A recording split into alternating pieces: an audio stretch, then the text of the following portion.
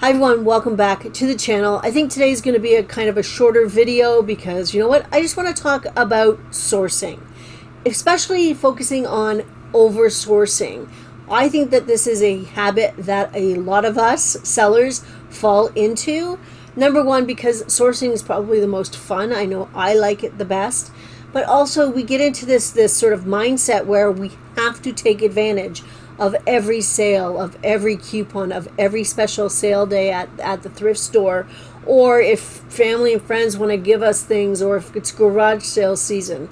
So we do all, I think, fall into this idea that we have to get it now. We have to get it now. And I understand that. And I think there's some instances where, yes, you absolutely have to take advantage of a sale or a garage sale season or whatever it is and deal with it. Because I think in the long run, that's better for your business.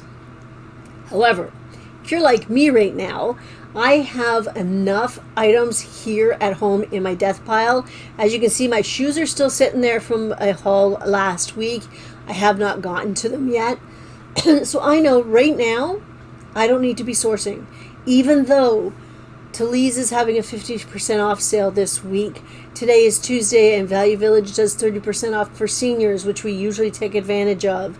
Friday, my local Goodwill is having a 50% off tag sale. I think it's orange and red. Tag sale. And I'm sitting here going, I want to take advantage of all them. I have the cash flow to do so, but I don't really have the room. And right now, sales are slow, so I don't know if I really want to take advantage of that. However, and this is something to keep in mind when you listen to anyone, I also have access to the bins. And as far as I know, except for maybe garage sales once in a while, the bins has the best cost of goods across the board, no questions asked. So since I have access to that really simply, you know what? I'm going to the cross-border shipper anyway. The bins is literally like 2 minutes away. So for me, I know that I can let a sale go by and I will be okay. I can still get really good items at a really low cost of goods. But that's me. If you don't have access to a bins or a by the pound or some sort of source like that, then you may want to take advantage of those sales that are happening, even though you may not need to right away. But you know what you can do with those sales is maybe source for another season. Like right now it's July, the end of July. I want to start sourcing fall and winter, so I might take advantage of the sales to do that, to build up my inventory for that time, or I might just find what I find and fill my cart. That's up to you. How do you know if you're sourcing too much though? And this is something that happens to a lot of us for sure. If your money going out is much more than the money coming in, you will know this. We keep our money separate. Our business money is separate. We have one account for that and one credit card, and that is it. So we know exactly what is going in and out of that account all the time. It's at a glance. We just got to sign in and there it is right there. So we know that if we're not getting a lot of money coming in and the balance is going down, down, down, then we have something to think about. We have to think, okay, do we really need to source right now? What's going on? So if your cash flow is becoming a problem, probably don't need to be sourcing. You need to get listing that stuff. Also, if you're like me, I have space issues in my home because this is all the space I have. Yes, I have a storage unit, which we're trying to get rid of, but I have a sort of rule in my house, and there's only certain places that inventory can go. When we first come home from a thrifting trip, we might put things in the living room because we like to show each other what we got. We do a little show and tell thing. It's what we've always done.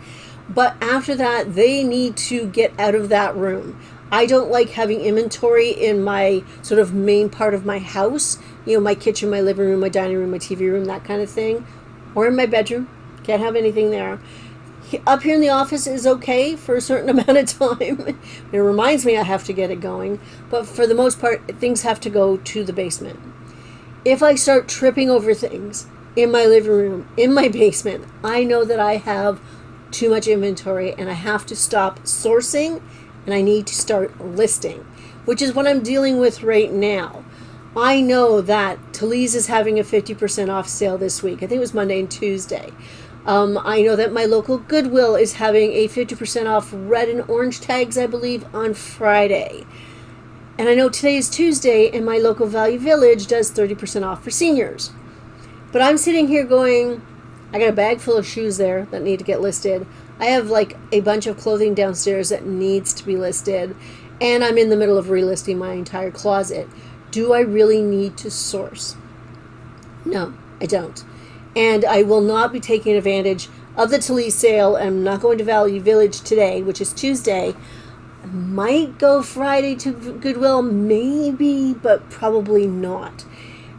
But, and this is something to keep in mind, I have access to the bins.